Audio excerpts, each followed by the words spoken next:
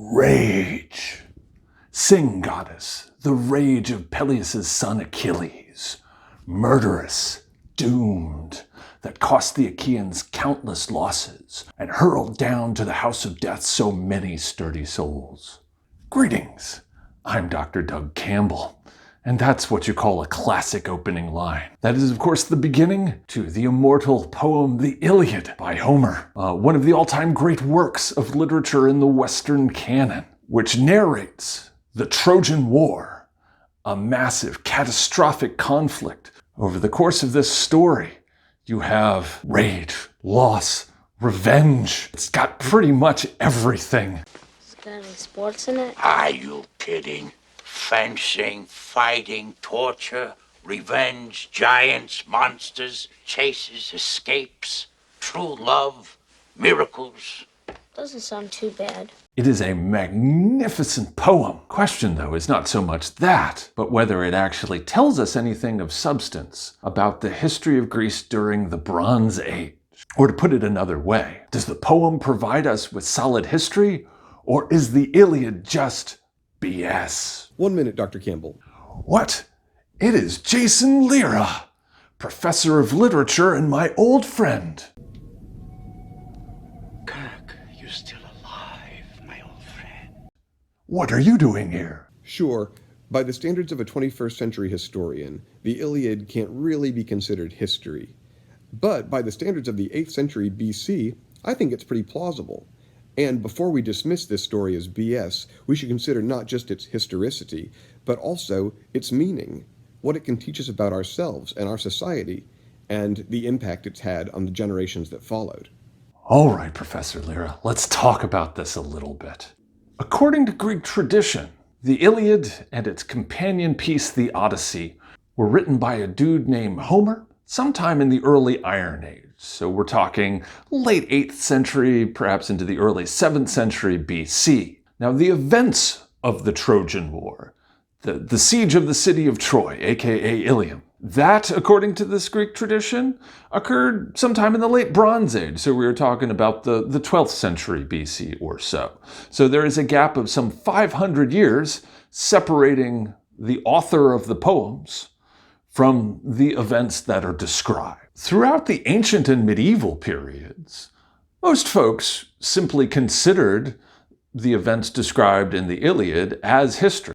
That is to say, they took those ancient texts at face value and assumed they narrated the events of the Trojan War more or less as they happened. By the time you get to the 19th century, though, modern scholars had begun to regard ancient texts with a much more critical eye, arguing that they simply could not be taken at their word and had to be regarded very critically.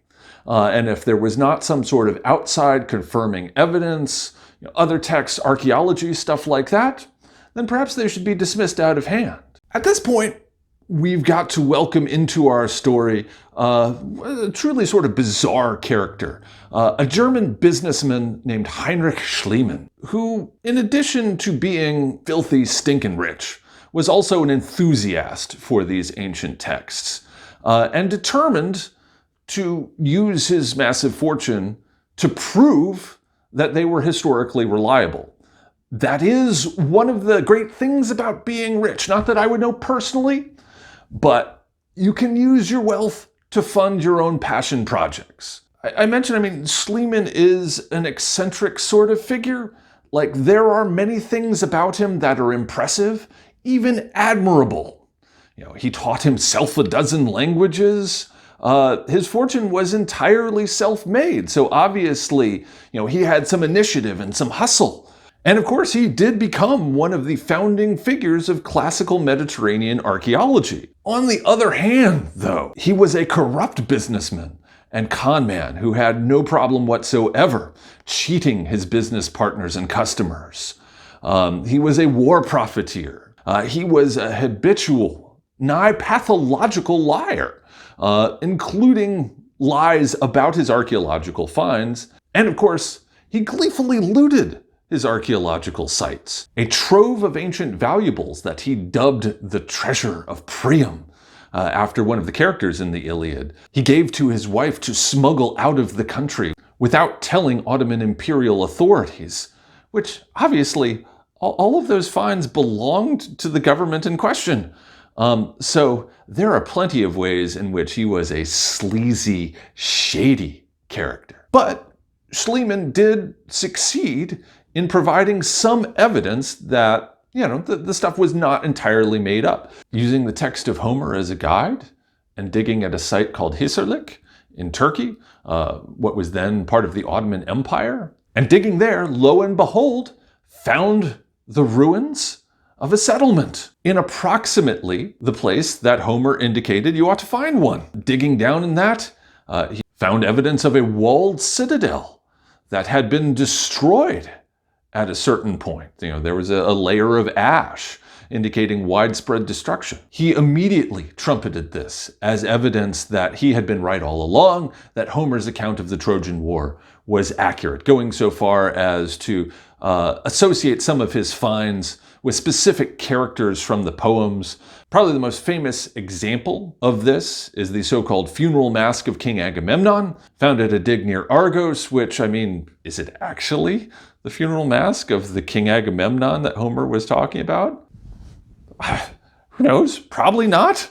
But, the Schliemann was a gifted propagandist. Why don't we put it like that? Now, before we get too excited about all of this, we've got to slow our roll. There are some things that match the Homeric account and certain things that absolutely did not. As with most archaeological sites, there had been numerous different settlements that are sort of built and rebuilt on this same one spot. So there are layers at Hisarlik. Some of these were impressive cities with walls and stuff like that. Some are very modest sort of habitations. To call them cities would be giving them way too much credit. And some of the dates don't necessarily match up, like the layer that Schliemann was convinced was the historical Troy that Homer talked about, layer 2 if you care, actually can be dated to about 1,000 years before when the Trojan War would have occurred, according to Greek tradition. Now, it is true that eventually his team argued that some of the more recent layers matched up better with Homer's account, and those are the layers where you do have a citadel with evidence of destruction, but even that doesn't quite match up. For one thing, the destruction could be from a number of different sources. Yeah, it could have been an external invasion, but also it could have been a natural disaster. There are cracks in some of the masonry that are much more indicative of something like an earthquake than a military conquest. Also, it should be noted, according to Homer, after the Trojans lose the war, which, yes, I guess I just spoiled the ending of the conflict in the Iliad for you, but do we really need spoiler warnings for works of literature that are 2,000 years old? Come on, if you haven't read it by now. But at any rate, after they lost, the site was abandoned and never resettled. That's not what the archaeology indicates, that it was almost immediately resettled and remained inhabited for a couple hundred years before the widespread destruction all over the Greek world known as the Greek Dark Age. Also, too, even the most expansive settlements, the largest versions of the citadel at Hisarlik, had room for several hundred people, and even if you account for a slightly larger settlement around that, bumping numbers up to maybe several thousand, that isn't really what Homer was talking about. He describes the Greek host as having more than 1,000 ships. So that would have been tens of thousands of Greek soldiers besieging Troy for a decade. What Schliemann found at Hisarlik is not a settlement on that sort of scale. It really doesn't match up with Homer's description of the conflict. And really, none of that should be too terribly surprising. Homer lived half a millennium after the events that he described. How would he have known what the Trojan War was really like? At best, he would have had access to oral traditions that had been passed down, but he certainly had no firsthand experience. And so what that means is that a great deal of what you get in Homer tells you much more about his own era of Greek history and their values and practices than it does about the era of the Trojan War. Look, for example, at the figure of Odysseus, who in the Odyssey is described as being on very intimate terms with his swineherd, like the dude who takes care of his livestock. as somebody who had helped build his own bed with his hands. Like that is something that doesn't match up with what we know about Bronze Age Greece from the archaeology, where you have these enormous households. What little writing we have from the Bronze Age are very detailed inventories of what the noble citadels had in stock. They were enormously wealthy. People buried with solid gold masks. Like there's an enormous gap between the leadership during the Bronze Age and just everyday folks. You don't see that in Homer's work. What you see is much more characteristic of his own society, a Greece that is gradually recovering from the destruction of the Dark Ages. There's much less of a gap. And again, in some ways, this is common sense. It tells you about his own era, tells you very little about the Greek Bronze Age. But perhaps my esteemed colleague, Professor Lyra, might disagree. Is there BS in the Iliad? Well, I have no reason to think that Agamemnon was a real person, or Achilles, Priam, or Hector ever real people. I certainly don't think the war was fought over the abduction of Helen of Sparta. I think that was probably a sort of a public relations story. And in reality, I think the Trojan War was probably fought to control the Bosporus and Dardanelles Straits. And so if you want to put that in a modern context, you always want to have some kind of noble reason to go to war. You would never say, in the modern world, we invaded this country because of its oil wealth. You would certainly come up with some kind of explanation like this was about terrorism, it was about liberty or democracy, and, therefore have a good story to tell. And I think the ancient Greeks did the same thing, rather than saying, oh yeah, this was about controlling the lucrative straits between the Black and Aegean seas. Heinrich Schliemann, yes, he was a con artist, he was a grave robber, terrible fashion sense, and really jumped to a lot of sloppy conclusions just because he wanted to be the guy who found Troy. But putting that aside, let's look at what he did actually accomplish.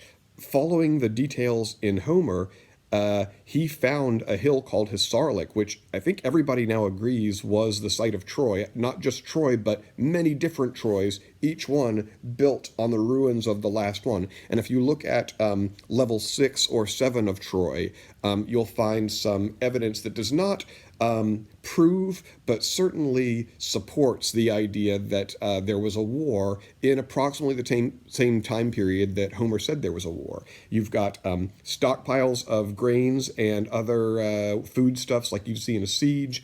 You've got lots of unburied bodies, which happens in war.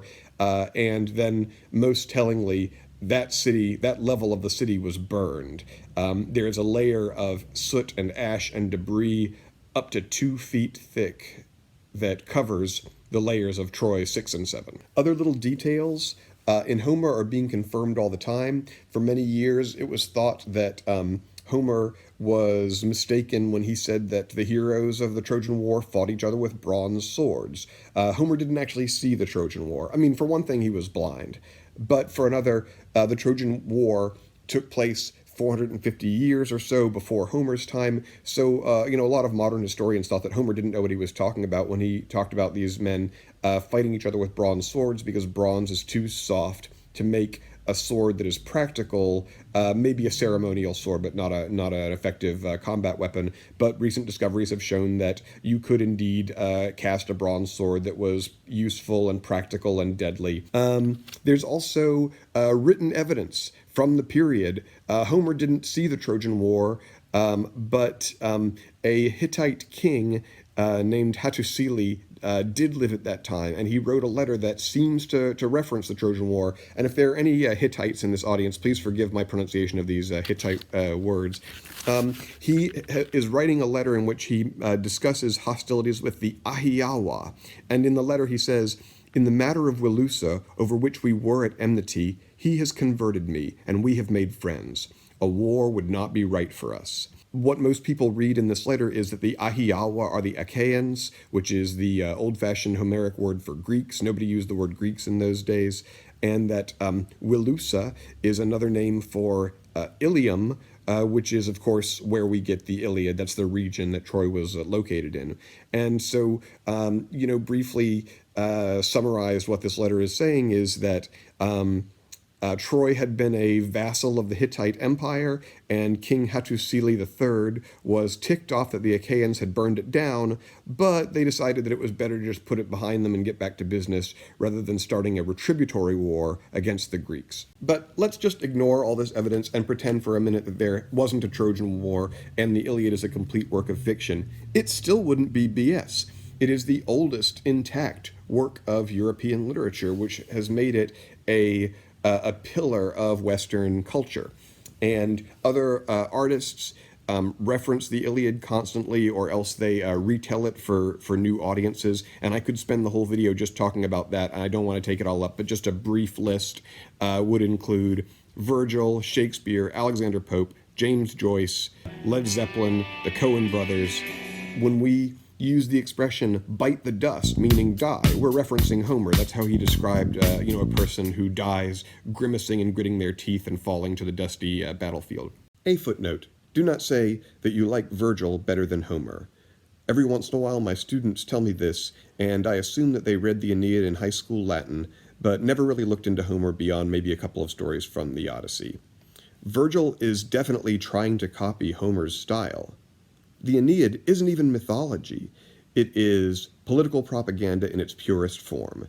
The Emperor of Rome actually paid Virgil to write an epic in the Homeric style, with its roots in Homeric Troy, but that ultimately served to legitimize his regime.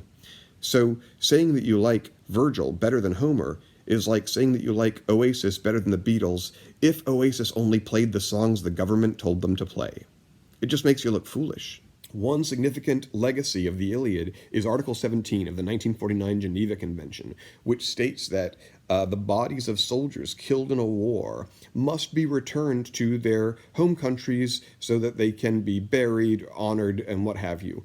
And I don't think that this is just a natural, self-evident idea that would have occurred to all these many nations. Because in a war, you're killing people, you're destroying communities, homes, schools, and the idea that you would make a special exception to make sure that the bodies of enemy soldiers are treated respectfully, it doesn't go without saying. I think this is an idea that is debated in the Iliad and then enshrined into our culture and eventually became something that every nation in the world could agree should be a rule as to limitation placed on the conduct of war. Recommended reading? The Iliad? You should read it. Regardless of what one thinks about its historicity, it is fantastic. Anytime you spend reading the Iliad and the Odyssey is time well spent. If you haven't read it, you can hardly call yourself an educated person.